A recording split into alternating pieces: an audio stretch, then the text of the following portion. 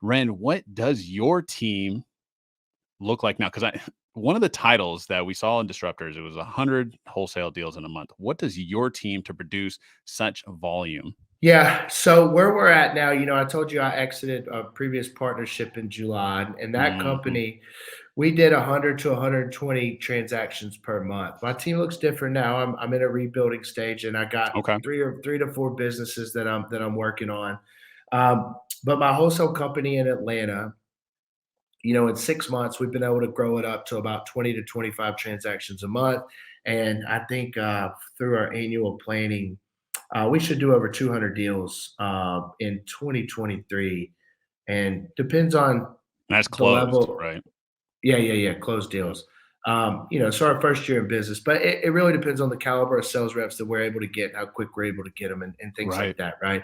The biggest thing from where I am now personally in this season of rebuilding this business and doing 100 to 200 deals a month is how quickly can I get good people, right? It's the human Mm. capital component. How quickly can I recruit, train, and retain A players? If that was unlimited, I would be there tomorrow, right? But you have to build a team, you have to build it organically. There's only so much capital that you can put into the company, as to bring people on with guaranteed pay and base salaries early on until they move to a straight commission percentage pay plan. But so the team that did 100 deals a month, it consisted of I think seven executives, six executives, and two owners, right? Two partners. Okay. There was a director of lead management, director of title, director of dispositions, director of acquisitions, um, CFO, and a director of human capital. Mm. Incredible. And yeah, I mean, there's the And a director of marketing. I left that out. So maybe there's seven. okay. And how, I mean, going on down on the smaller side, what does your what did your virtual team look like? For example, I mean, did you have like cold callers? Did you have admins? And then also how many, I would say acquisitions, sales reps that you needed to lock those deals up? And then also what did your dispositions to get rid of those deals? I mean, what is that? And let's not talk, we don't have to talk about the past, your current team. What, I mean, cause Yeah. it's incredible that you're still building, you could just build it from the ground up because you already have the blueprint of, that path, those past businesses.